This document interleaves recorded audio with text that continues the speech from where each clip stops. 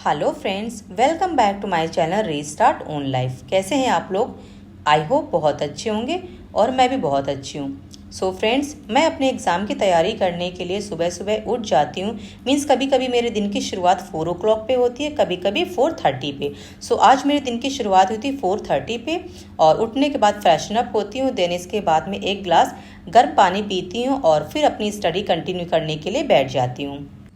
जब मैं छोटी थी तो मेरे पापा कहते थे कि सुबह सुबह जल्दी पढ़ने के बहुत सारे फ़ायदे होते हैं। सो वो कहते थे कि रात में हमेशा जल्दी सो जाओ और सुबह जल्दी उठकर पढ़ने की हैबिट डेवलप करो, ताकि सुबह सुबह जो भी हम पढ़ते हैं ना वो हमें बहुत जल्दी याद हो जाता है और वो लॉन्ग टाइम तक मेमोरी में सेव रहता है। सो देखिए, उनकी कही हुई बात पहले तो यकीन नहीं होता था क्योंकि हम लोग छोटे थे और इस बात को ज़्यादा समझ नहीं पाते थे, लेकिन हाँ, वो उठाते थे तो इस वजह से हम लोग को उठना पड़ता था।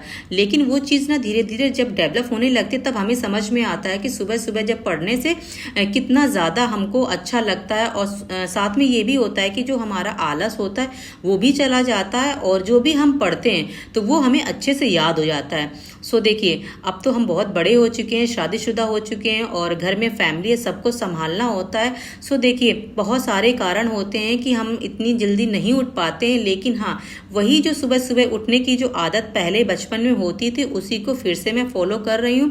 मीन्स अभी जो हैबिट है वो मेरी 3-4 महीने से डेवलप हो गई। पहले मैं सुबह नहीं उठती थी। मीन्स जो भी पढ़ाई होती थी वो मेरे दिन में होती थी और रात में मैं थोड़ा जो भी करती थी कर लेती थी, लेकिन अर्ली मॉर्निंग जैसे 4 o'clock पे 4:30 पे ऐसे नहीं उठ पाती थी।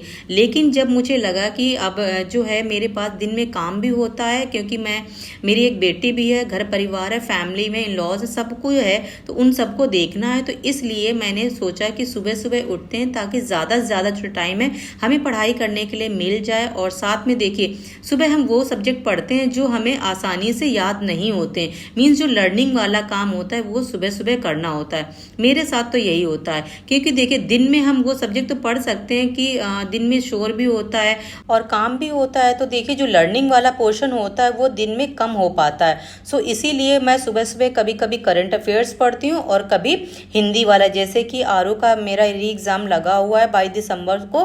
सो इसीलिए मैं जो भी लर्निंग वाला पोर्शन होता है वो मैं सुबह ही करती हूँ और सुबह मैं लिख लिख के ही प्रैक्टिस करती हूँ। दिन में भी जो भी सब्जेक्ट में पढ़ती हूँ मोस्टली मेरे साथ में यही होता है कि मैं लिख कर ही पढ़ती हूँ, तभी चीज़ें ज़्यादा मुझे याद होती हैं। क्योंकि अगर मैं लिखती नहीं तो मुझे लगता है कि मेरी जो लर्निंग है वो आधी अधूरी है और मुझे सेटिस्फैक्शन नहीं मिलता है। और आज सैटरडे है, सो इसलिए थोड़ा सा टाइम मुझे और मिल गया है पढ़ने के लिए। तो अभी जो टाइम हो रहा है वो अराउंड 7 o'clock हो रहा है और इसके बाद में अब मैं आ गई हूँ पार्क में, क्योंकि देखिए मैं सुबह सुबह इसीलिए जल्दी उठती हूँ ताकि मैं अपनी पढ़ाई भी कर सकूँ और साथ में मैं अपनी हेल्थ पे भी ध्यान दे सकूँ। सो देखिए, आधे घंटे अपनी हेल्थ पे भी ध्यान दे देंगे तो हमारा क्या है कि बॉडी भी अच्छी रहेगी और साथ में हमारा माइंड भी फ्रेश रहेगा। और आजकल बारिश का टाइम चल रहा है, सो हर जगह ग्रीनरी है और आसमान इतना सुंदर लगता है कि देखते ही मन खुश हो जाता है। और ये सब चीज़ देखने के बाद में ना एक अलग सा ही मोटिवेशन मिलता है कि हमें सुबह उठना चाहिए और सुबह इसी तरह की जो अच्छी हैबिट्स है ना वो डेवलप करनी चाहिए, ताकि जो दिन की शुरुआत है वो बहुत ही अच्छी हो और बोरिंग भरी ना हो।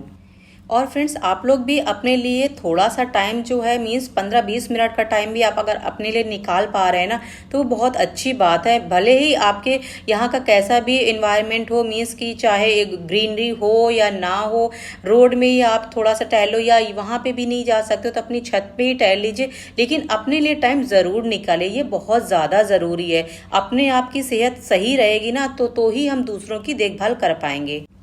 और वॉक करने के बाद में देखिए बहुत सारे काम होते हैं घर के, वो शुरू हो जाते हैं। सो वहाँ से वापस आने के बाद में मैंने घर के जितने काम थे वो किए, क्योंकि आज सैटरडे ऑफ रहता है, बेटी भी स्कूल नहीं जाती है तो थोड़ा वीकेंड होता है। तो देखिए वीकेंड के टाइम में क्या होता है कि जो भी घर की साफ़ सफाई होती है वो भी करनी होती है और साथ में जो भी कपड़े होते हैं वो मैं सैटरडे या संडे में एक दिन होता है वो मैं उस दिन धुल लेती हूँ, ताकि अगर मैं सैटरडे को धुल लूँगी तो संडे मेरा सही रहेगा। मीन्स संडे को ज़्यादा काम नहीं होगा तो रिलैक्स फील होगा। और इसी तरह से अगर हम सैटरडे को नहीं कर पाते हैं तो संडे को कर लेते हैं। सो वीक में ये जो 2 दिन होते हैं, इस दिन एक दिन तो मैं अपने घर की जो भी क्लीनिंग होती है उसके लिए रखती हूँ, क्योंकि देखिए ये सारी चीज़ें ना हमें ही मैनेज करनी, हमें ही देखना होता है।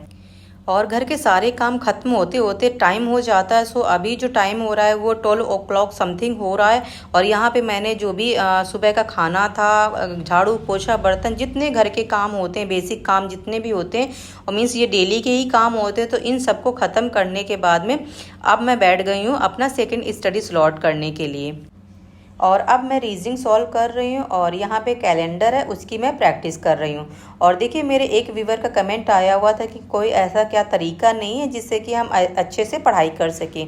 सो देखिए, तरीके तो अपने ही होते हैं, कोई कितना भी अच्छे से मोटिवेट कर ले, क्योंकि जब तक आप खुद से मोटिवेट नहीं होंगे आपको वो तरीका कोई भी काम नहीं आएगा। सो आपको खुद अंदर से फील होना चाहिए कि मुझे पढ़ाई करनी है, मुझे अच्छे से करना है, अगर एग्ज़ाम क्वालिफाई करना है तो। जब तक इस तरह की जो फीलिंग्स है वो मन में नहीं आएंगी, कोई भी कितना भी मोटिवेट कर लेगा वो कुछ भी काम नहीं आएगा। आज आपको अपने बारे में एक चीज़ बताती हूँ फ्रेंड्स। मैं एक ऐसी पर्सनालिटी हूँ ना जिसने लाइफ में कभी भी हिम्मत नहीं हारी।